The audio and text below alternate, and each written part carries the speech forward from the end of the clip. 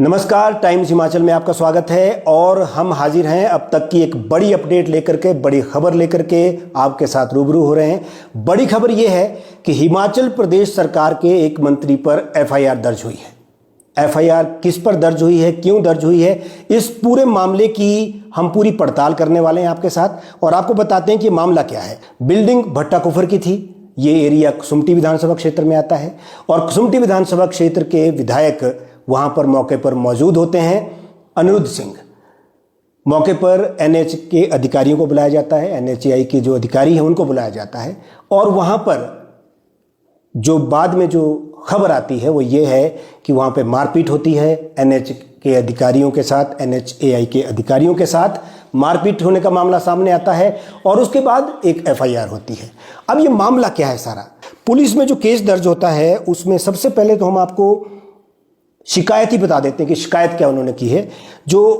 अधिकारी थे अचल जिंदल उनका नाम है और उनके साथ दूसरे अधिकारी जो साइट इंजीनियर है वो योगेश है। तो अचल जिंदल अपनी एफआईआर में, एक लंबी चौड़ी एफआईआर है, उसमें हम आगे से थोड़ा इसको पढ़ना मैं शुरू कर रहा हूँ, आप इसको समझिएगा। माननीय मंत्री जी का पारा जब इस विषय में मुझसे पूछा गया और मैंने बड़े विनम्र तरीके से वहाँ मौजूद लोगों को और एसडीएम को भी वहाँ उपस्थित थे, उनमें माननीय मंत्री जी को जब मैंने पूरी घटना बताई तो उनका पारा चढ़ गया। इसके उपरांत माननीय मंत्री द्वारा अभद्र भाषा का प्रयोग किया गया। फिर एक कमरे में वहीं पास के किसी स्थानीय का जो घर था, कोई ऐसा उन्होंने लिखा है, वहाँ पर माननीय मंत्री जी ने मुझे और मेरे साइट इंजीनियर को बुलाया और वहाँ पर स्थानीय लोगों की उपस्थिति में मेरे साथ मारपीट शुरू की और वहाँ पर मौजूद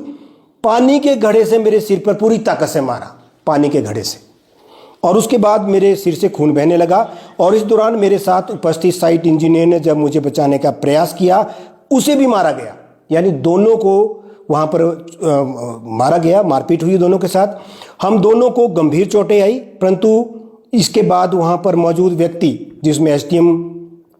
रूल भी मौजूद थे और किसी भी प्रकार की किसी ने हमारी कोई मदद नहीं की और उसके उपरांत मैं और योगेश अपनी जान बचाकर वहां से भागे, अपनी गाड़ी में आईजीएमसी शिमला पहुंचे, भर्ती हुए और यहां पर अपना इलाज चल रहा है, ये उन्होंने शिकायत दी। और यहां प्रश्न ये है कि अब अगर ये एफआईआर दर्ज होने के बाद जांच में सब कुछ पाया जाता है, ये गलती पाई जाती है, ऐसा भी होता है, तो सिर्फ मंत्री की बात नहीं है, कहीं ना कहीं सरकार भी घिरती नजर आती है। जयराम ठाकुर ने अपना वक्तव्य जारी कर दिया, सोशल मीडिया पर खूब ट्रोल हो रहा है। उन्होंने साफ साफ कह दिया कि सरकार दो मामलों को उठाते हैं कि सरकार में एक, इस समय इस घटना को दबाने का प्रयास मीडिया के माध्यम से भी किया जा रहा है, दूसरा सरकार की प्रशासनिक पकड़ बहुत ढीली हो चुकी है और वो ये साफ कह रहे हैं कि अगर कानून के रक्षक ही कानून को हाथ में लेते हैं तो फिर अंजाम क्या होगा। अब उन्होंने इसमें सीधे सीधे तौर पर कह दिया कि जांच की जाए और इसमें तुरंत कार्रवाई हो, अगर कार्रवाई नहीं होती है तो भारतीय जनता पार्टी सड़कों पर उतरेगी। यानी विपक्ष को एक बड़ा मुद्दा मिल गया है और विपक्ष, आप समझ सकते हैं इसको अच्छी तरह से कि जो मुर्गे और समोसे पर सरकार को घेर सकती है विपक्ष, वो इस बड़े मुद्दे पर अपना रुख किस तरह से कल को सड़कों पर ले आएगी, ये देखने लायक बात होगी।